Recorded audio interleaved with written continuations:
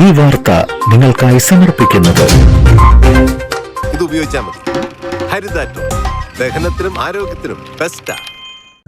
പാലപ്പിള്ളിക്കുണ്ടായിൽ തുടർച്ചയായി രണ്ടാം ദിവസവും കാട്ടാനക്കൂട്ടം ഇറങ്ങി കണ്ണമ്പുഴ വർഗീസിന്റെ പറമ്പിലെ കൊക്കോ കൃഷി നശിപ്പിച്ചു.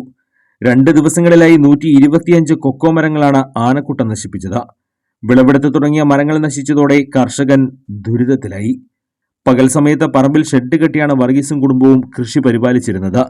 ആനശല്യം രൂക്ഷമായതോടെ രാത്രികാലങ്ങളിൽ ഇവിടെ താമസിക്കാൻ കഴിയാത്ത അവസ്ഥയാണ്. രാവിലെ പറമ്പിലെത്തിയപ്പോഴാണ് ആനക്കൂട്ടം കൃഷി നശിപ്പിച്ചത് കണ്ടത്. പുഴയോട് ചേർന്നുള്ള പറമ്പിലേക്ക് പുഴ കടന്നാണ് ആനകൾ എത്തുന്നത്. പറമ്പിലെ ഭൂരിഭാഗവും കൊക്കോ മരങ്ങളും നശിച്ചതോടെ ആയിരക്കണക്കിന് രൂപയുടെ നഷ്ടമാണ് നേരിട്ടത്. കൃഷിയിലൂടെ ഉപജീവനം നടത്തുന്ന വർഗീസ് ഇനി എന്തു ചെയ്യണമെന്നറിയാത്ത അവസ്ഥയിലാണ്. ജനവാസ മേഖലയിൽ മാസങ്ങളായി തമ്പടിച്ചിരിക്കുന്ന ആനക്കൂട്ടം പ്രദേശത്തെ വ്യാപകമായി കാർഷിക വിളകൾ നശിപ്പിച്ചിട്ടും വനപാലകർ വേണ്ടത്ര നടപടികൾ എടുക്കുന്നില്ലെന്നാണ് നാട്ടുകാരുടെ ആക്ഷേപം. കാർഷിക വിളകൾ നശിച്ച കർഷകർക്ക് നഷ്ടപരിഹാരം ലഭ്യമാക്കാൻ വനംവകുപ്പ് ഇടപെടണമെന്നും നാട്ടുകാർ ആവശ്യപ്പെട്ടു.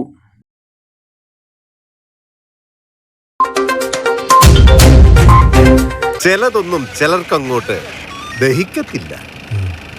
ഇത് ഉപയോഗിച്ചാൽ മതി. ഹരിതാറ്റോ ദഹനത്തിനും ആരോഗ്യത്തിനും ബെസ്റ്റാ.